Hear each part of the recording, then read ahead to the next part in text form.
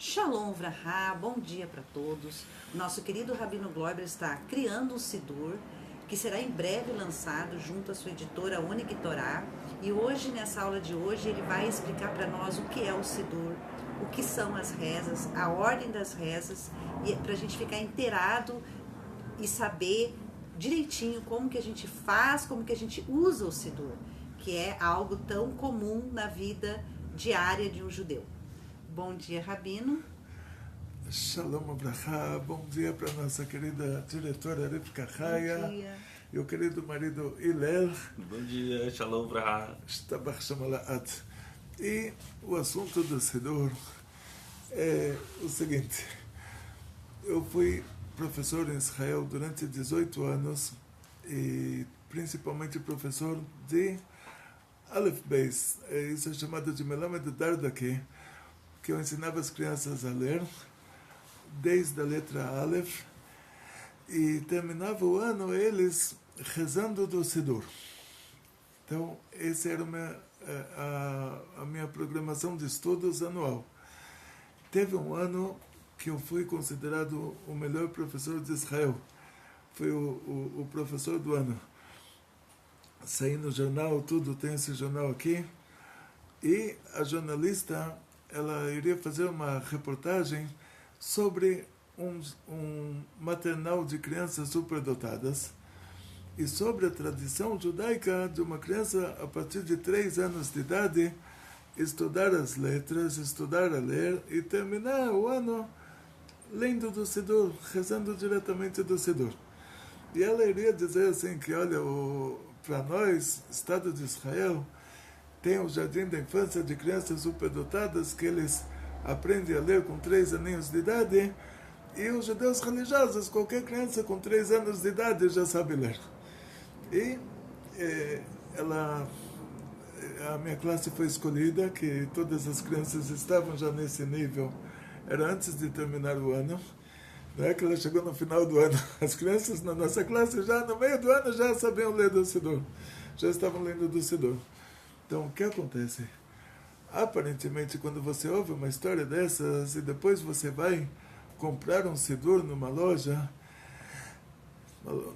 de livros judaicos, ou até pelo Amazon, ou por algum site de vendas, você vai ver a grossura de um Sidur e você vai falar, pô, uma criança de 3 aninhos de idade, ele terminava o ano lendo tudo isso?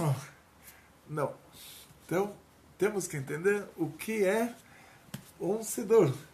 Então, nesse Sidur próprio, nas primeiras páginas dele, pelo menos no Sidur em hebraico, não sei que esse já tem a tradução para português, aqui também tem, graças a Deus, você vai encontrar uma única página que é o Sidur para as crianças. E esse Sidur para as crianças, nós fizemos disso um livro para as crianças, que esse livro foi chamado de O Meu Primeiro Sidur. A Sidur Arishon Sheli. E o meu primeiro Sidur, quer dizer, a criança ele começa a ler o que precisa. O que pela Torá é cobrado de um adulto. Ou seja, a criança até 13 anos de idade, ele não precisa pela Torá cumprir os mandamentos divinos. Ele precisa cumprir somente a partir dos 13 anos. Então a gente ensina as crianças a partir dos 3 anos, porque 3 anos é chamado de Gil Chinuch, a idade da educação. Ou seja, a partir de 3 anos a criança já pode ser delicadamente, com muito amor e carinho, motivada a cumprir os mandamentos divinos. Isso em hebraico é chamado de educação. Educação é motivação. Tem uma história, sou obrigado a contar para vocês. Nós fizemos vários seminários rabínicos para poder ser um melamed, poder ser um professor. Eram seminários de educacional, área educacional. E num desses seminários, o professor ele veio da Rússia, era um grande entendido no assunto, e ele contou para a gente como se educava um urso na Rússia, como se ensinava o urso a dançar. Ele nos contou que na feira, na Rússia, tinha uma atração que era chamada de urso dançante. Então a pessoa estava comprando batatas e legumes e frutas e estava entediada. No meio aparecia uma pessoa com um urso, falava, olha, você me dá um rubel, eu vou tocar aqui o meu realejo, o urso vai dançar para você. Aí a mulher falava, graças a Deus, nesse tédio que eu estou, então coloca o urso aí para dançar para mim, eu vou ficar alegre e vou continuar minhas compras com muita alegria. Ela dava um rubel, a pessoa começava a tocar o realejo, o urso começava a dançar. E é uma coisa fora do comum. E queriam descobrir como era uma atração típica da Rússia, em toda feira tinha isso, como ele ensinava o urso a dançar.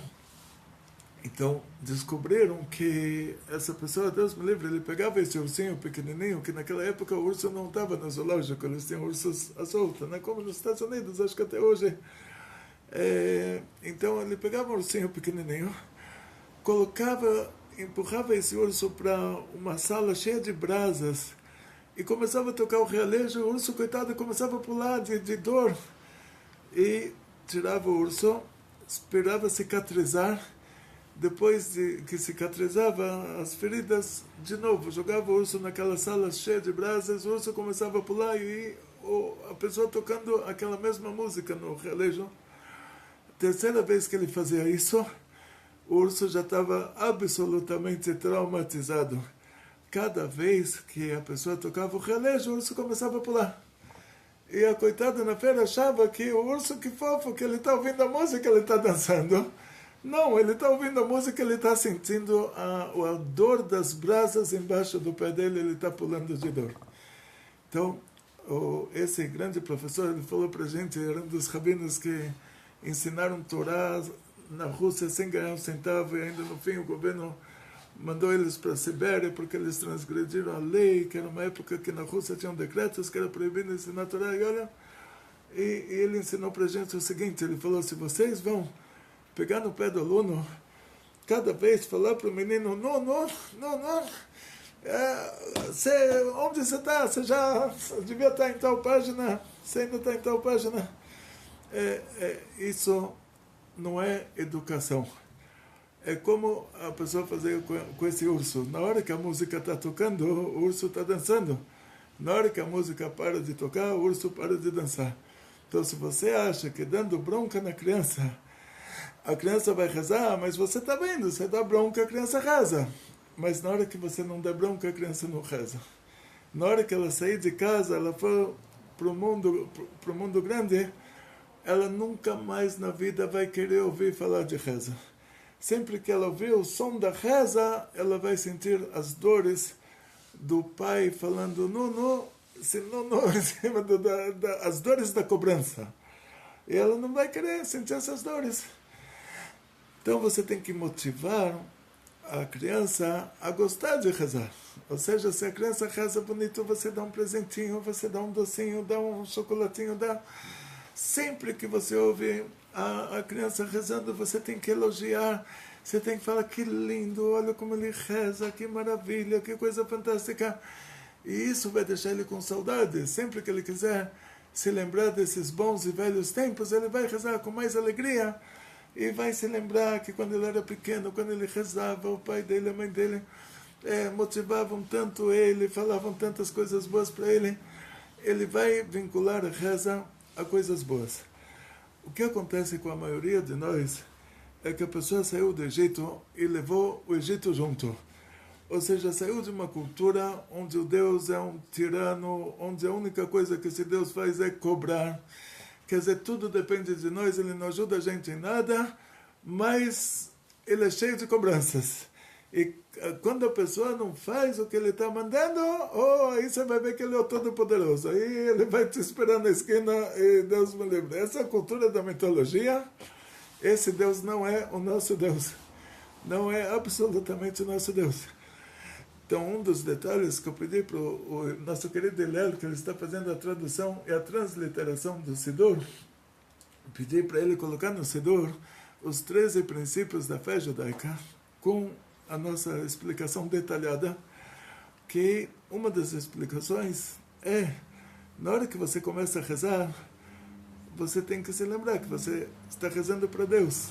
E o que é Deus? Se a pessoa, na hora que ele pensa Deus, é o Deus da mitologia, o Deus do cristianismo que está cobrando dele, está pisando nele, e é um Elohim Acharim, outros deuses, que é um Deus que você faz tudo por ele, e na hora que você precisa dele, ele se torna outro, alguém que não te conhece. Então, a pessoa está preocupada na hora de rezar que ele tem que conseguir ler o maior número de páginas, e tinha 100 páginas que ele tinha que ler, ele leu 99, é como se ele não tivesse feito nada, ele vai ganhar um castigo no lugar de ganhar um prêmio. Essa é a mentalidade da mitologia, a mentalidade do cristianismo, e a pessoa saiu do cristianismo, levou o cristianismo junto, saiu do Egito, levou o Egito junto. Então, em primeiro lugar, a gente tem que fazer limpar a cabeça. Falar, a gente vai rezar, mas para qual Deus a gente vai rezar? A gente vai rezar para o Deus da cobrança? A pessoa não vai ligar para o imposto de renda e perguntar quanto eu estou devendo para vocês, porque senão eles acabam encontrando alguma coisa. Então, isso é o Deus da cobrança. Então, o que acontece? Deus me livre. O nosso Deus não é isso. O nosso Deus é a essência do bem, e a natureza do bem é fazer o bem. Por causa disso, eu pedi para o nosso querido Hillel, para ele colocar os nossos 13 princípios da fé judaica no Sidur. E entre esses 13 princípios da fé judaica, vai ter a descrição de o que você tem que pensar na hora que você pensa em Deus. Eu fiz uma prova uma vez para crianças de Yeshiva Ktaná até 13 anos de idade. Foi no terraço da Yeshiva de Kfar Chabad, em 1980 e qualquer coisa, e as crianças subiram no terraço da Yeshiva. Eu perguntei, criança por criança, na hora que você fala Shema Israel Hashem, você fala o nome de Deus, o que você pensa na hora que você fala Deus? Aí uma criança me falou, me explicaram que Deus é infinito e Deus não tem forma. Então imagina uma coisa comprida, sem nenhuma forma, totalmente disforme. Esse era o Deus dele, ele rezava para isso. Uma coisa comprida porque Deus é infinito e totalmente disforme, totalmente sem forma porque Deus não tem forma. Deus me livre, quer dizer, perguntei para o outro, eu falei, uau, essa já é uma idolatria que nem na Índia deve ter uma idolatria tão horrível assim. Aí perguntei para o outro, o que você pensa na hora que você fala Shema Israel Hashem? Você fala Deus, o que você pensa nessa hora? Aí a criança falou, imagina um velhinho atrás da nuvem, com um cajado bem grande, falando, Anochi Hashem Elokecha, eu sou Hashem, sou Deus. Aí eu perguntei, por que velhinho? Falou, porque Deus já estava antes da gente, então é mais velho do que nós. Então ele tinha que ser velhinho atrás da nuvem, né? Então, por que atrás da nuvem? Porque Deus está no céu tem nuvens. Então se ele está atrás da nuvem, então por que o cajado? Porque a Moshe Rabbeinu tinha um cajado, então com certeza Deus iria querer também, né? Então, da mesma maneira que cada um tinha uma ideia horrível. Então, às vezes, a gente acha que a gente não tem ideia do que é Deus. Mas quando a gente vai rezar, você imagina a cara que uma criança vai fazer na hora que você traz um docinho para ela. Chocolatinho, você oferece um chocolate para uma criança, ele vai dar um sorriso. Agora você fala para a criança, agora chegou a hora de dormir, aí ele vai perder o ânimo, vai ficar desanimado. Então, se você fala para a criança, chegou a hora de rezar, e ele dá um sorriso, quer dizer que ele não sabe o que é Deus, mas ele sabe que Deus é a essência do bem. Se você fala para ele, olha, chegou a hora de rezar, e ele fica desanimado, quer dizer que ele já criou para si próprio uma imagem negativa de Deus. E essa imagem acompanha ele a vida inteira.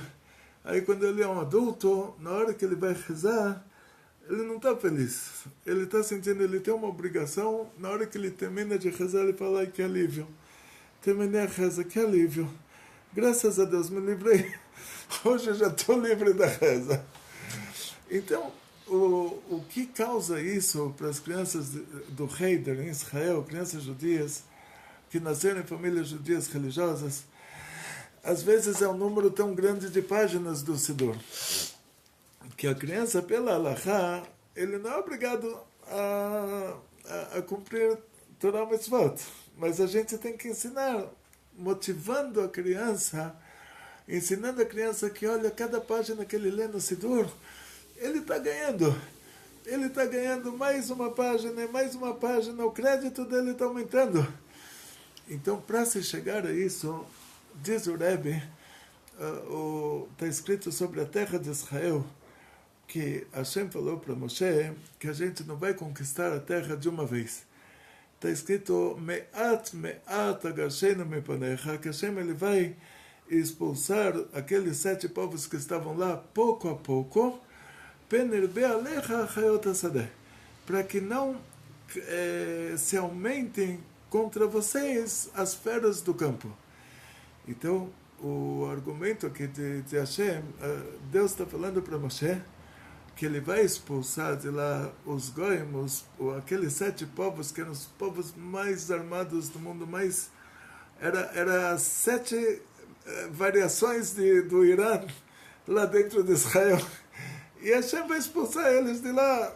Para Hashem isso não é problema, mas ele vai fazer isso pouco a pouco, intencionalmente. Por quê? Para que os leões não se aumentem. Mas espera, se ele pode tirar de lá os 7 povos, ele pode tirar de lá os leões também. E quando teve a arca de Noé, os animais foram sozinhos. Os leões cercaram a arca, protegeram Noé, porque as pessoas daquela época falaram que eles vão quebrar a arca. Então Hashem fez um milagre. Todos os leões que tinham na região foram para lá, ficaram em volta da arca. Eles deixaram passar os carneirinhos e não deixaram passar as pessoas que queriam destruir a arca. Então Hashem poderia dar uma ideia para os leões, para eles mudarem de país. Então quer dizer que por trás disso tem um motivo espiritual. E o motivo espiritual, ele causa o aumento dos leões materiais nesse mundo. E o motivo espiritual para isso, diz o Rebbe, tem klipot quer dizer forças do mal, forças impuras, que elas aumentam de acordo com o nosso nível vai aumentando para que o ser humano tenha livre-arbítrio. Quanto maior o lado bom, maior o lado ruim. Então, quanto maior a intensidade do lado bom, quanto maior a vontade de fazer uma coisa boa, ao mesmo tempo aumenta, para que a gente possa continuar tendo livre-arbítrio, aumenta a vontade de fazer a coisa ruim. Então você vê que nosso povo é o povo escolhido. E as piores coisas do mundo, infelizmente, foram os judeus que fizeram. A idolatria dos europeus. Quem que é o Deus da Europa? Quem que é o Deus dos Estados Unidos? É um judeu de barba como eu. Então, ele é o Deus dos Estados Unidos, ele é o Deus da Alemanha, ele é o Deus da Itália. Os povos mais desenvolvidos do mundo, França, Inglaterra, Alemanha, Itália, Estados Unidos, Canadá, o Deus deles é um judeu de barba. Aí você pergunta para ele, como você faz uma coisa dessa? No lugar de ensinar os povos do mundo a não fazer idolatria, você vai falar para eles que você é Deus? Então, coitado, não é um judeu. Os comunistas que causaram a morte de tantas pessoas no mundo. O comunismo foi inventado pelo Karl Marx, que era um judeu. E a gente vê casos assim, não vou entrar agora, não é uma aula sobre... Mas a gente vê, aonde tem a maior santidade, tem também a maior impureza, porque a pessoa tem um livre-arbítrio. E esses são os leões, as feras do campo. Quando o Rebbe fala para que não aumente contra você as feras do campo, ele fala assim, você tem que subir passo a passo, porque se você dá um passo muito longo, o outro lado aumenta desproporcionalmente, e na hora que o outro lado aumenta desproporcionalmente, ele deixa de ser uma ovelhinha e ele se transforma numa leoa. E aí você já não sabe o que fazer, você já não sabe como lidar. Então muita gente faz chuvá, se aproxima do judaísmo e falta com respeito, e já xinga o pai, xinga a mãe, xinga a esposa, xinga os filhos, todo mundo é idólatra, ninguém presta, e porque ele se aproxima do judaísmo no lugar de ficar com dó das pessoas que ainda estão vivendo na ignorância, no lugar de ajudar eles com amor e carinho e motivar eles, dar para eles o chocolatinho para eles rezarem um pouquinho melhor. No lugar disso, começa a sessão cobranças. Aí começa a cobrar, cobras de um, cobras de outro, até que todo mundo, na hora que essa pessoa chega em casa, todo mundo começa a pular. O urso começa a dançar, né? O que chegou, o realejo chegou. Aí a mulher começa a fazer comida caseira, as crianças começam a rezar, estudar a Torá. Na hora que ele sai de casa, não estão mais ouvindo a música, já pode parar, já pode mudar. Então o que acontece é que no lugar da pessoa se tornar uma pessoa melhor, pelo fato de ele ter se aproximado do judaísmo e fazer um Kiddush Hashem, todo mundo vai falar, oh, olha, desde que ele se aproximou do judaísmo, ele refinou as midot dele. Antes ele era uma égua, agora, graças a Deus, ele é uma potrinha. Pônei. um pônei. Antes ele era um, não sei, então, diz o Rebbe, essas são as Chayot Hasadeh, essas são as feras do campo. Ou seja, se a pessoa, ele dá um passo muito grande, o outro lado também fica muito grande, e o outro lado muito grande não é como o lado bom muito grande. Uma pessoa boa que cresce, ela não tem a mesma força que um leão que cresce. Por isso, o conselho que a Hashem deu para a gente é passo a passo, pouco a pouco, e nunca faça tudo de uma vez, porque se você pegar um Sidur dessa grossura, e você falar, vou ler esse Sidur inteiro, toda a reza de Shacharit, você já deu um passo maior do que as suas pernas.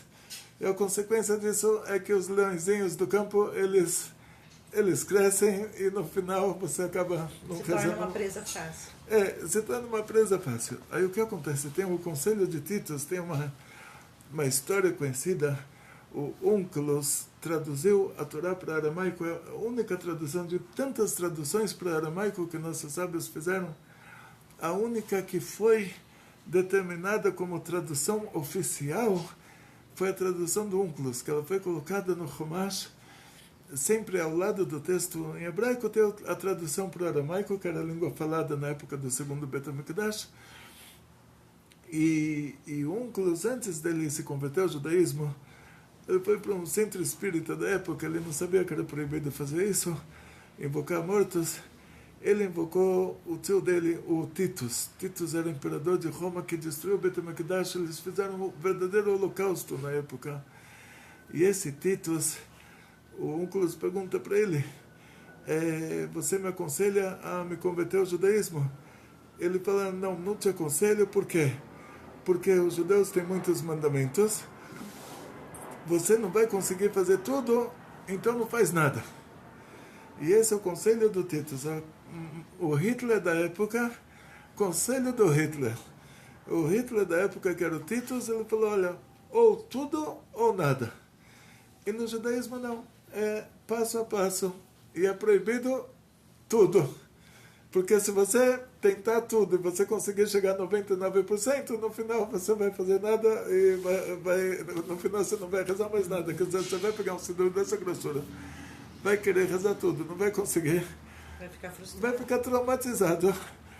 E lá em Israel, inclusive, nós conversamos uma vez num congresso de professores, aqui no Zamelamde, com o Rav Naftali Roth, 100 pessoas de alto calibre, e conversamos sobre isso, que na psicologia infantil deveriam já colocar um ramo de tratamento para assuntos desse gênero, de crianças que cobraram deles muita reza. E isso fez para eles um bloqueio. E agora a criança cresceu, ele fala, olha, eu estou precisando de uma terapia, porque cada vez que eu abro um Sidur eu perco o ânimo. O que quer dizer? Você está dando um sorriso, está tudo ótimo, você abriu o Sidur e ficou sério. Então, criou um bloqueio na criança. A criança viu que ele não é capaz de fazer isso, ele bloqueou, ele imaginou que nunca na vida ele vai conseguir fazer isso de novo. Então, ele já é um adulto, ele não está conseguindo rezar, porque quando ele era criança, você fez um bloqueio para ele. Então reza não é competição. Tá certo. Então reza não é competição, reza, e não é isso que a Hashem quer de você. Então vamos entrar agora no assunto. Acho que a gente vai ter que fazer 2 aulas sobre esse assunto. No assunto, só um pequeno detalhe. Então, o assunto, o que é rezar? Então agora a nossa diretora vai fazer as perguntas. Então, a gente quer fazer um videozinho bem enxugadinho aqui para a explicação do que é o Sidur. Isso que o Rabino falou até agora é muito importante, porque chega muitas pessoas para a gente nervoso, em estado de nervo, porque falam que não consegue dominar o Sidur. E realmente, esse Sidur que a gente tem aqui, ele é um Sidur completo e tem rezas e rezas que acompanham outras rezas. E isso não é legal, porque reza não é competição. Se você sabe todas as rezas, consegue acompanhar o Sidur, coloca a voz, né? Coloca a voz. Começa a ensinar os outros, então, né? A ter toda essa dinâmica que você tem com o Sidur. Mas o interessante é pouco a pouco, é você saber dominar aquilo que é a primeira coisa. Você está começando, aprenda a dominar aquilo que é essencial no início. Então, para o Rabino nos dizer, primeiro, o que é um Sidur, o que significa a palavra Sidur, e o que significa rezar? Muito bom, parabéns. Então, uma pergunta muito boa. Quando você pergunta para alguém na rua, Manashma, em Israel, né? Manashma, o que se ouve de você? Aí ele fala, Kol Beseda. A gente, no meio religioso, a gente fala Baruch Hashem, né?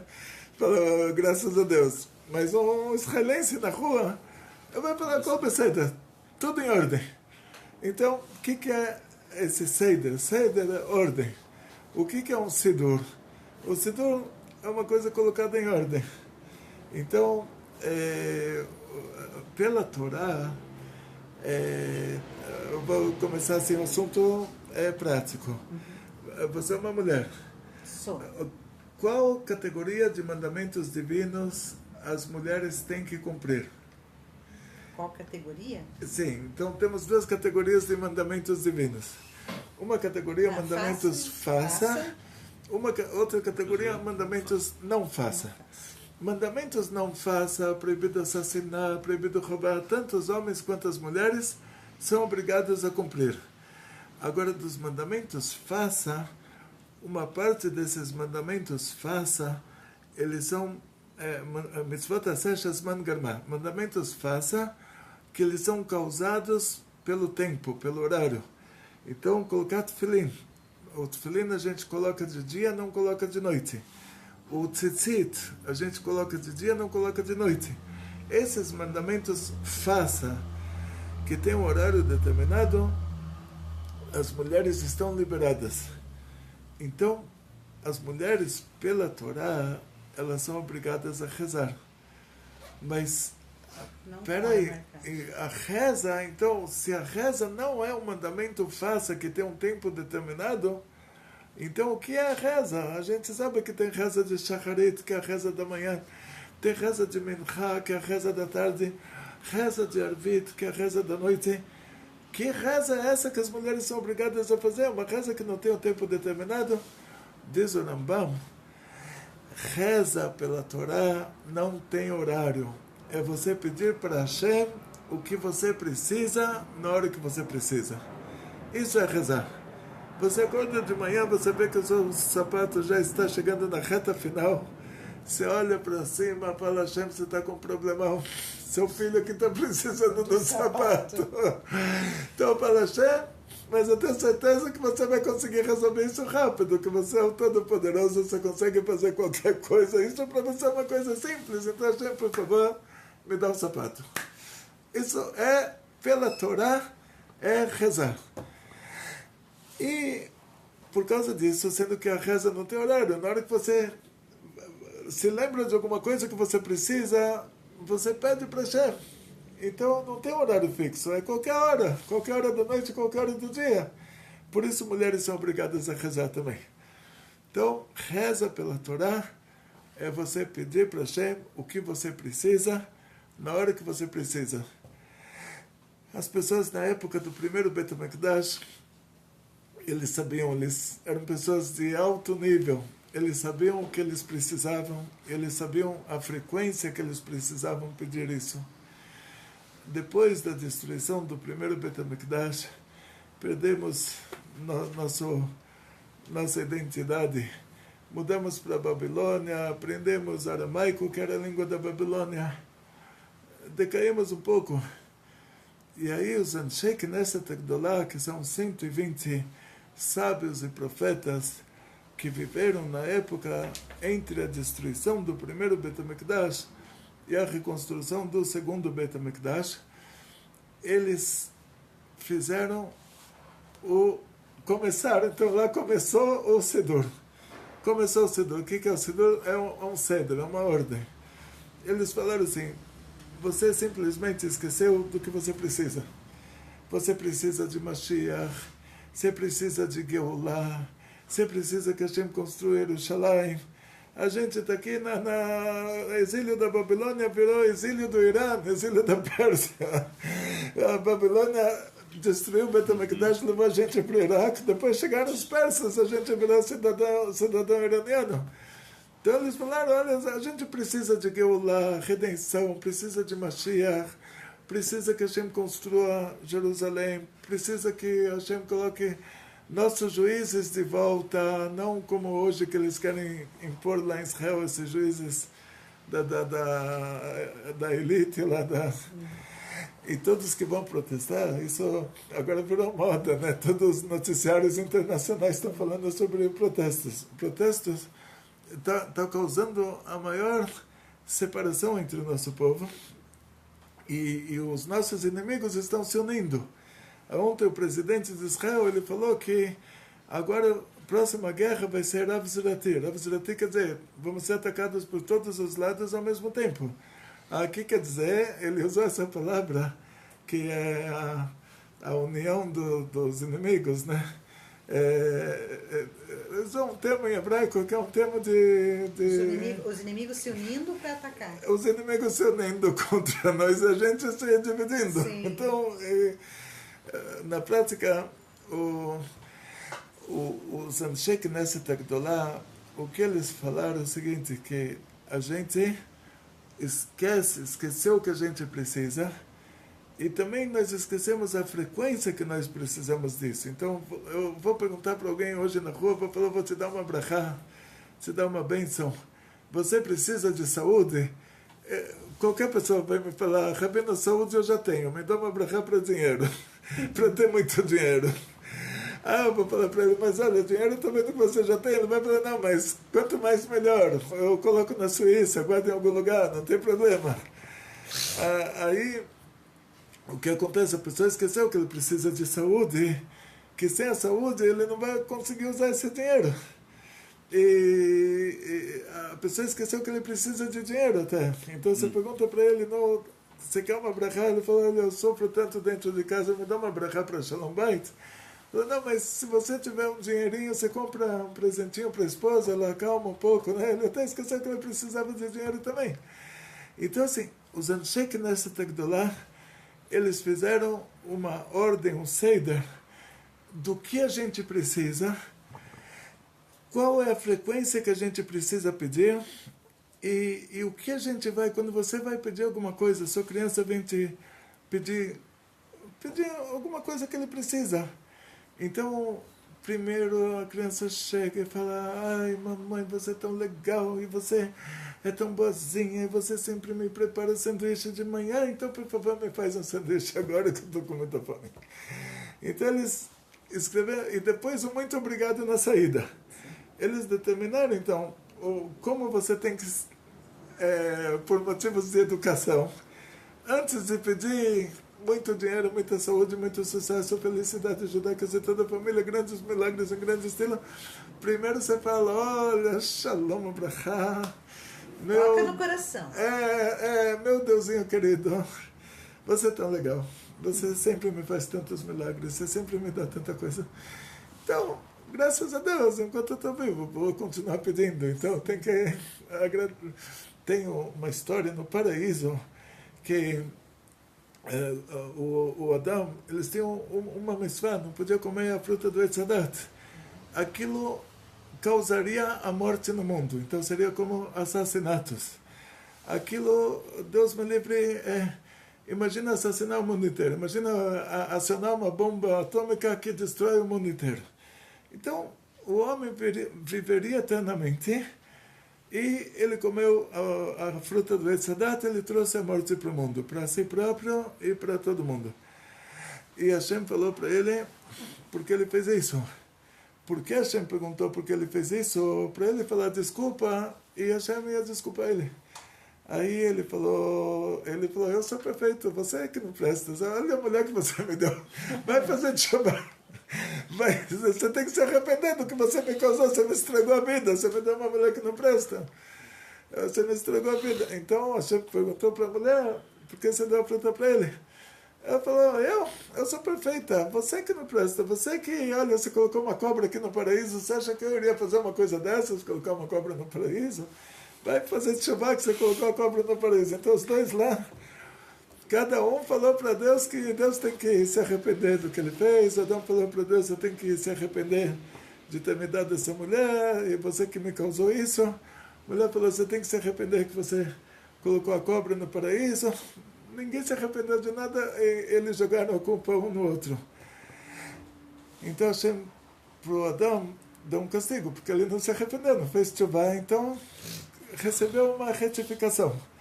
E qual é o castigo dele? Que ele vai ter que trabalhar. Com o suor da sua face você vai comer o pão.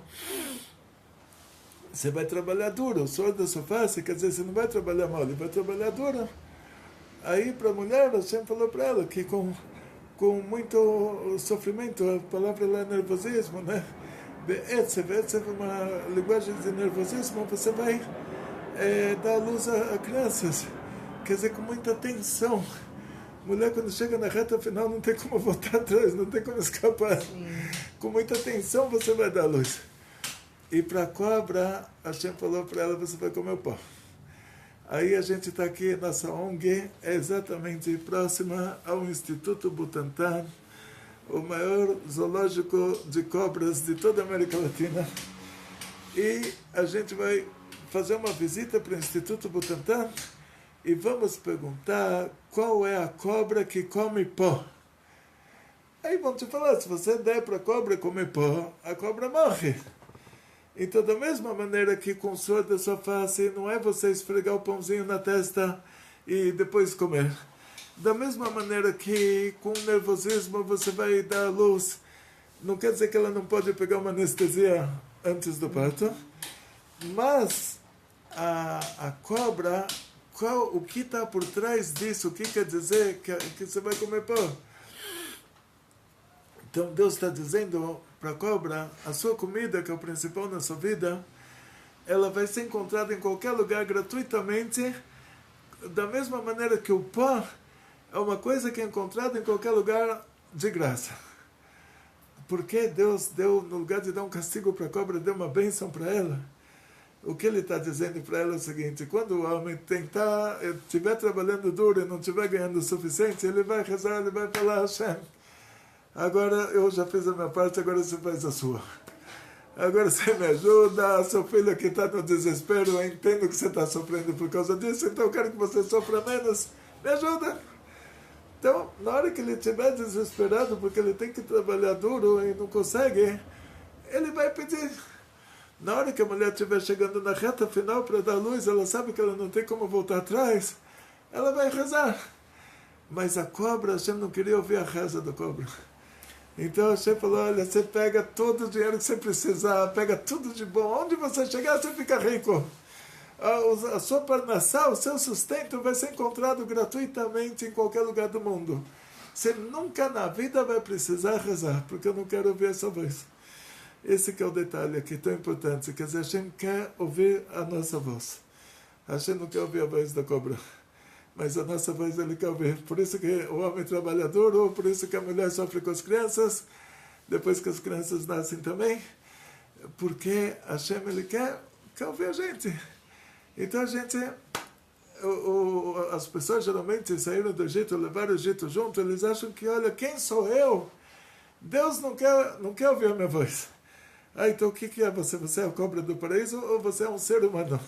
Vai para o Instituto Butantan, faz um teste de DNA junto com as cobras lá e vê quem era o seu ancestral, se o seu ancestral era a cobra ou se era o Adão e Eva. Se era o Adão e Eva, Hashem quer te ouvir. Você acha que você não presta, por isso Hashem não quer te ouvir? Então você está com problema. A sua visão, você acha que Deus é uma coisa comprida e disforme. Você acha que Deus é ovelhinho atrás da montanha com um cajadinho. E de barba branca, porque ele é mais velho do que você, né? Então, a ideia que você tem de Deus é uma ideia, mitologia cristã, e não é a ideia judaica de Deus. A ideia judaica de Deus, imagina você esqueceu a sua criança dentro de uma loja de roupas, não vou falar o nome para não fazer propaganda, você entra no shopping, naquelas mega lojas de roupas femininas, sua criança se perdeu, e você ouve a voz da criança no meio das roupas, e você está no desespero, onde está meu filho? Você tenta ouvir a voz dele, você tenta ouvir, e você está limpando os ouvidos para... Você está no desespero, porque essa criança não grita, eu quero saber onde ela está. Então imagina o desespero de Hashem, que a gente está aqui fazendo a nossa corrida de obstáculos, e Hashem está na nossa torcida. Rabino, Sim. Tem uma pergunta da Lígia aqui, que ela perguntou se, por exemplo, a mulher que reza, né, a mulher reza, e ela não sei onde que ela leu, aqui ela falou assim, eu li em algum lugar, que se ela rezar 3 vezes seguido, ela tem que manter aquela reza naquele mesmo horário, etc. Isso procede? Então, assim, qualquer coisa boa que você faz 3 vezes em seguida, a gente costuma Costume. costuma continuar, porque tem uma regra de Torá que está escrito uma limba kodesh. Você sobe no kodesh, ve'en moridim, e você não desce.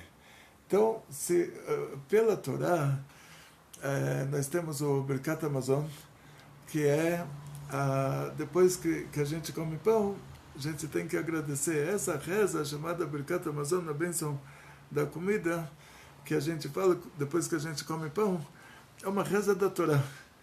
Então, essa reza, ela não tem um horário fixo, as mulheres, elas também têm que comer. E também tem que fazer a reza posterior. Então, a mulher tem que comer, então tem que fazer a reza também. Agora, o Shema Israel, a leitura do Shema é uma mitzvah, faça, que ela tem um tempo definido. Tem que falar o Shema de manhã, tem que falar o Shema de noite. Então, essas 2 rezas, elas são rezas da Torá. O Birkat Hamazon no Shema Israel. Por isso a gente está colocando no nosso Sidur. Nossos sábios dizem que a pessoa que ele fala Ashrei 3 vezes por dia, ele já está garantido, o paraíso dele está garantido. O Teilá le David, Tilim 145. Por que o paraíso dele está garantido? Porque a pessoa vai chegar lá no tribunal divino. Vão falar para ele, o que você fez no mundo? O que ele fez no mundo? Os pais dele ensinaram ele dessa maneira, tudo que ele fez o que os pais ensinaram ele a fazer.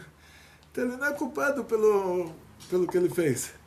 Tá bom, ele não vai passar por uma retificação. Então ele fala que bom, então quero ir para o paraíso. Vou falar para ele, mas para ir para o paraíso, você tem que ter feito uma coisa boa, que justifique.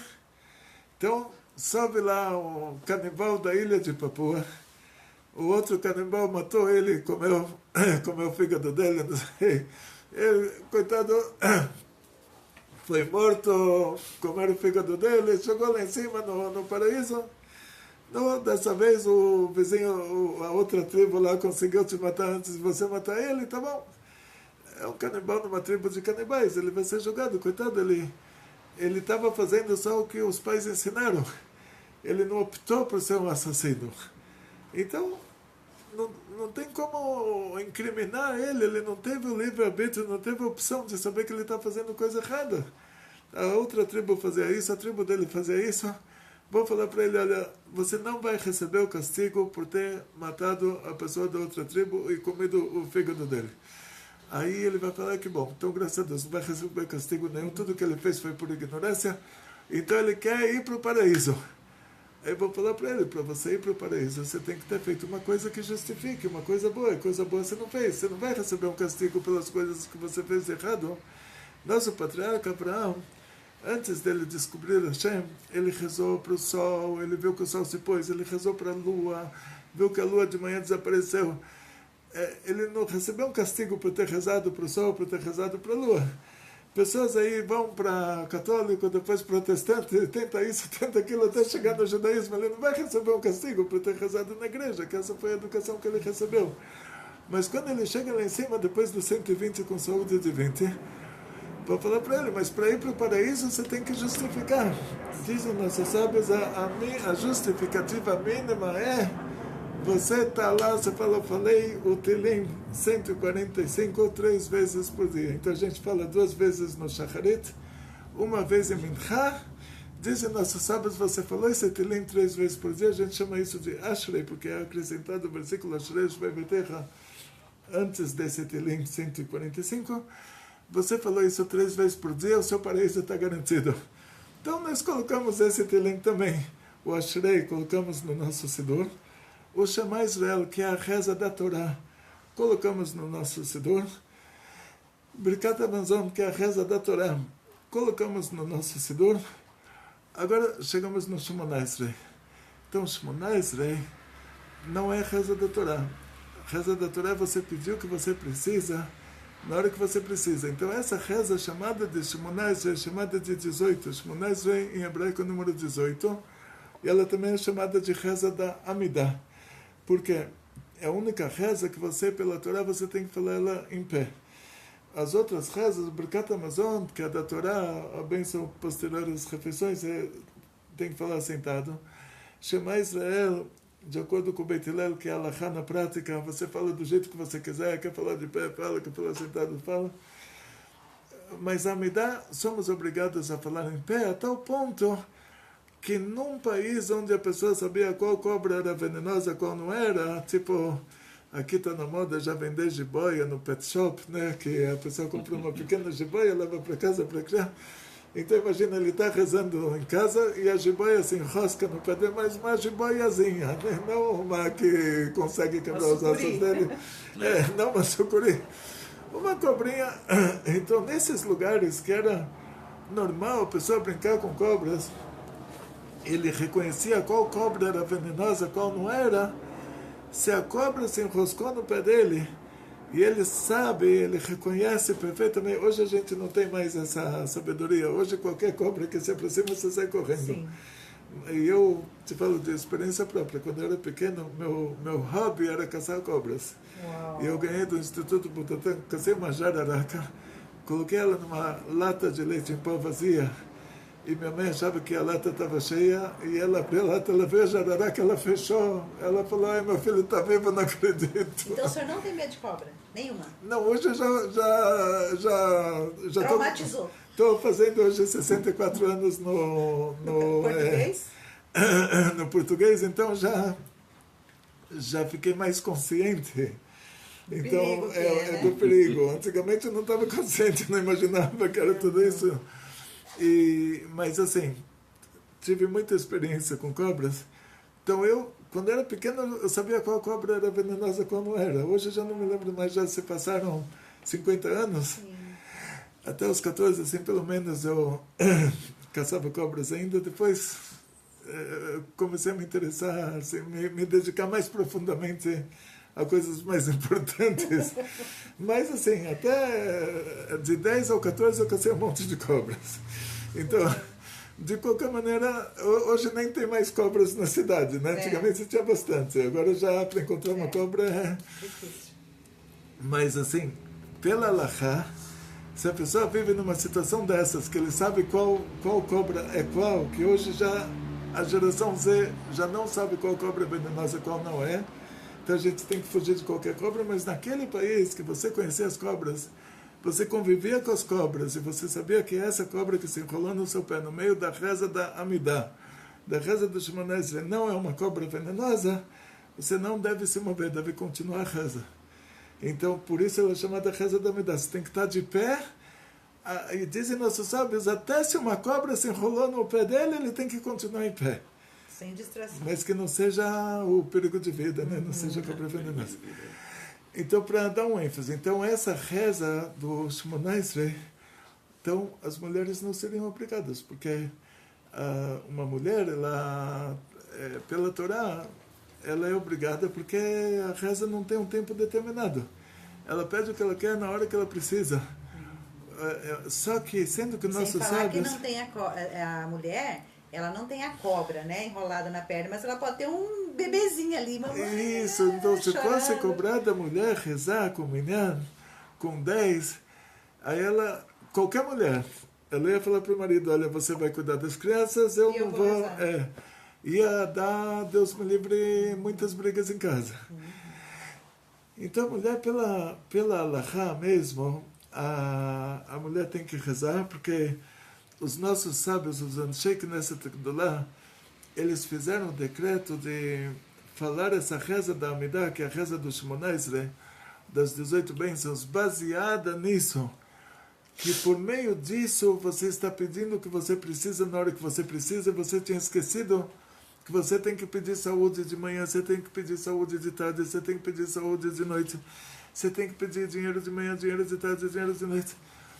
Então, por causa disso, as mulheres elas são obrigadas a rezar a reza da manhã e a reza da tarde, que seria a tefilá da Amidah. Agora, essa reza da noite, que é o caso da pergunta dela, quer dizer, a reza da manhã e a reza da tarde, ela está pedindo o que ela precisa na hora que ela precisa, e os Anshei Knesset Gdolá fizeram esse Seder, esse, vamos dizer, essa ordem que foi o início do Sidur. E agora, a reza da noite, a mulher já não seria obrigada a me dar da noite, a reza do Shemona Esrei, das 18 bênçãos da noite. Então, se essa mulher está acostumada a rezar 3 vezes por dia, também Arvit, como assim? Ela está fazendo uma coisa boa. A pessoa que está fazendo uma coisa boa não deve deixar de fazer. Se ela não tem criança, se ela, por exemplo, é uma pessoa que já está com o ninho vazio, né? Não tem filhos. Síndrome do ninho vazio. Aí não tem por que ela não fazer as 3 vezes, se ela tiver essa disponibilidade de tempo, se ela tiver, né? Porque rezar é tudo de bom. É tudo de bom, mas rezar é tudo de bom quando a pessoa tem ideia do que é Deus. Aí ela não vai abrir mão. E o que é Deus, Rabino? Então, por isso eu pedi para o nosso querido Hillel colocar no Sidur as nossas explicações sobre os 13 princípios da fé judaica, que lá tem um basiquinho para você entrar nesse conceito de o que é Deus. Deus é a essência do bem, e a natureza do bem é fazer o bem. Diz o Baal Shem Tov que o amor que Hashem tem por cada um de nós imagina um casal com 100 anos de idade, que eles tiveram a primeira criança deles, nasceu, a mulher teve um milagre, nasceu a primeira criança, o marido também, né, porque a mulher pudesse. Os dois tiveram lá um milagre, eles, como Abraão e Sará, eles tiveram um milagre, nasceu a primeira criança deles. Imagina o amor que eles vão ter por essa criança. Diz o Baal Shem, talvez isso não é nada ainda comparado ao amor que a gente tem por nós. E quando você vai tentar imaginar o que é Deus, tem uma matéria na Torá que quanto mais você materializa o conceito, melhor. Você vai estudar então sobre comida kasher. Então, na Torá está escrito Zetochlo. Isso você vai comer. Essa linguagem, isso, pergunta aos nossos sábios. Moshe Rabbeinu está falando isso. Diz o Midrash que Hashem fazia um milagre. Ele estendia a mão. Aquele animal que era o animal permitido, era o animal proibido, milagrosamente aparecia na mão dele. Chegava de qualquer lugar lá, até rezava na mão de Moshe Rabbeinu. Moshe Rabbeinu falava, essa você vai comer, essa ave das aves, essa você vai comer. Então, o que acontece? Tem partes da Torá que quanto mais você materializa o conceito, melhor. Quanto mais detalhes você dá sobre esse conceito, melhor. Agora, tem partes da Torá que a mitzvah lá é a desmaterialização dos conceitos. Porque o conceito é limite. Então, na hora que você quer explicar o que é um animal, o que é uma vaca, aí você tem que mostrar, a vaca tem 2 olhos, 2 orelhas, 4 patas, todos esses limites são bons, que aí você vai saber que ela tem o casco fendido, que é um sinal de kashrut, ela é ruminante, que é um sinal de kashrut, um sinal de pureza. quanto mais limites você dá para ela, melhor. Agora, quando você fala sobre revelação divina, é exatamente o contrário. Quanto escrito, menos, melhor. Isso, está escrito no segundo mandamento, é que a gente não pode comparar Deus a nada material, porque Hashem está tão acima dos conceitos materiais, que qualquer conceito material está dando um limite, e sendo que Hashem está acima desses conceitos materiais, Hashem é infinito. Mas não é esse infinito do menino lá que falou, olha, compreendo e sem forma, né? Não é esse tipo de infinito. Às vezes a gente acaba tentando imaginar uma coisa, o nosso cérebro está tão condicionado que a gente imagina o infinito. Você imagina tudo. Mas acho que por causa do horário vamos ter que fazer uma segunda aula sobre isso, a continuação depois. E outra coisa, assim, que só para terminar, né, essa linda aula, e depois vocês podem deixar perguntas aqui embaixo também, que a gente vai fazer uma outra aula também para responder as perguntas de vocês sobre Sidur, sobre esse tema que a gente está falando. E uma outra coisa importante também é que a nossa língua portuguesa ela é muito pobre. Era uma por que o Sidur, por que o Rabino Gloiber resolveu enxugar esse Sidur, deixar ele enxutinho para você, e vai ter a transliteração no hebraico? Como ele vai ficar compacto, um Sidur compacto com as principais rezas, com a essência de tudo, somente ali o miolo, a essência da reza. Aí você procura fazer ele no hebraico. Vai treinando, vai devagarinho, pouco a pouco, no seu tempo, lembrando que cada um tem seu tempo, você não tem que copiar o outro, nem se na tua casa, por exemplo, tem 2, 3 pessoas que também estão começando a rezar e aprendendo a rezar, vai no seu tempo, tá? Se ela está mais adiante, maravilha para ela, mas vai no seu tempo, você rezando no hebraico, que aí você vai ter uma, né, Rabino, uma resposta da reza, falando na língua original, muito mais saudável. Vou explicar isso, a gente não, mesmo que ultrapassamos já o horário um pouquinho, mas é assim, porque os Anshe Knesset Agdolá, os homens da grande assembleia, que foram 120 sábios e profetas que viveram entre a destruição do primeiro Beit HaMikdash e a construção do segundo, porque eles fizeram a reza em hebraico em uma época que se falava aramaico. Ou seja, porque a nossa reza está em hebraico em uma época que a gente fala português. Eles deveriam escrever como a Gemara fez de escrever em aramaico. Como o Zohar fez, Rabbi Shimon Bar Yochai escreveu o Zohar em aramaico, que era a língua falada, mesmo que era para um petit comité, mas escreveu na língua falada. A Gemara escreveu na língua falada. O Rav Ashi, quando compilou a Gemara, ele compilou no aramaico, que era a língua falada. Porque os Anshe Knesset Agdolá, que moravam no exílio da Babilônia, que nosso povo inteiro falava aramaico. E eles escreveram todas as 18 bênçãos em hebraico. Qual o motivo para isso? Diz o Zohar que quando Hashem criou os anjos, ele criou os anjos antes de nós. E aí vão ter todas as opiniões em que dia os anjos foram criados. Na segunda-feira Hashem cuidou do céu, então separou entre as águas de cima e as águas de baixo. Então vai ter quem diz que os anjos foram criados nesse pacote. Vai ter quem diz que na quarta-feira Hashem fez lá o sol, a lua, as estrelas, então nesse pacote já criou os anjos também. Vai ter quem diz que na quinta-feira Hashem criou as aves, nesse pacote já criou os anjos também. Todo mundo concorda que os anjos foram criados até quinta-feira, não foram criados na sexta-feira da criação que nós fomos criados. Porque Hashem, na hora que foi nos criar, Hashem falou para os anjos, vamos fazer o homem a nossa imagem e semelhança. E no segundo mandamento está escrito, você não viu nenhuma imagem, nenhuma semelhança, nada de material. Então, que imagem, que semelhança é essa? São os 10 sefirot lá em cima. Então, essa é a imagem e semelhança, essa é a nossa alma, que ela está sincronizada com essas 10 sefirot lá em cima. Isso é a imagem e semelhança divina, essas 10 emanações divinas, por meio das 10 sefirot, que elas chegam até nós por meio da nossa alma, que somos nós próprios. E o corpo é só o corpo da pessoa, não é? Você é a alma. O corpo é a roupa. A sua alma tem sempre 20 anos de idade, a roupa vai ficando velha. Minha filha me É igual o senhor falou, né? A gente chega lá com 20 anos, A né? gente chega lá em cima não com 20. com a idade pessoa, que morreu. Pode viver até os 120, a mas chega pessoa lá... morre com 120 e chega lá em cima com 20. Ela fala, pô, o que aconteceu? Que a velhice é uma coisa nova nesse mundo. O Adão e a Eva foram criados com 20 anos de idade, assim diz o Rabban Gamaliel, o Rabi Yochanan na Gemara, que cada coisa foi criada na idade dela.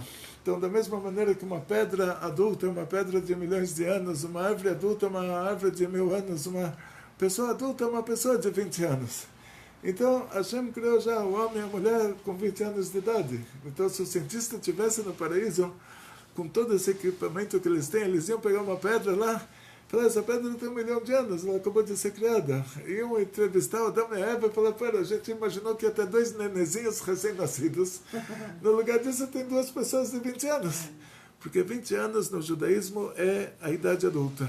Então, a gente chega lá em cima com 20 anos. A alma não fica velha, a alma está cada vez mais jovem, reluzente, refinada.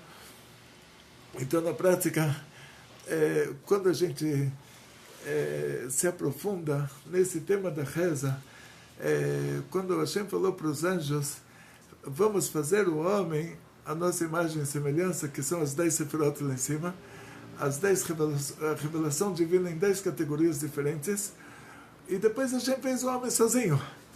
Então, peraí, então, por que a Torá nos traz toda essa ideia? Se a gente fez o homem sozinho, e esse façamos o homem não foi colocado na prática, por que a Torá tem que contar para a gente que antes de nos fazer sozinho, a Hashem falou para os anjos, vamos fazer juntos, e depois ele fez a gente sem a ajuda deles?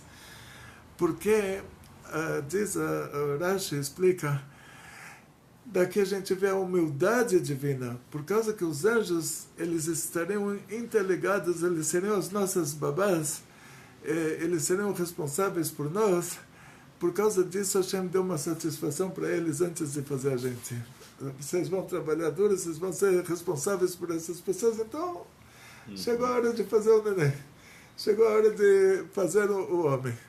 Aí os anjos, eles ajudam a gente no que eles podem, ou seja, dentro dos limites deles.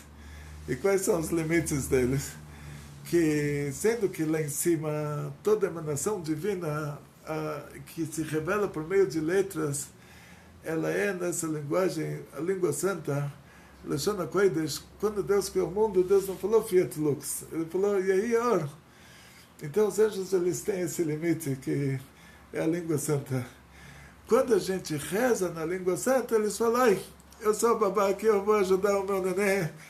Eles levam a nossa reza lá em cima, porque no meio do caminho tem Ketrugim. Ketrugim são anjos que são criados pelas coisas erradas que a gente fez.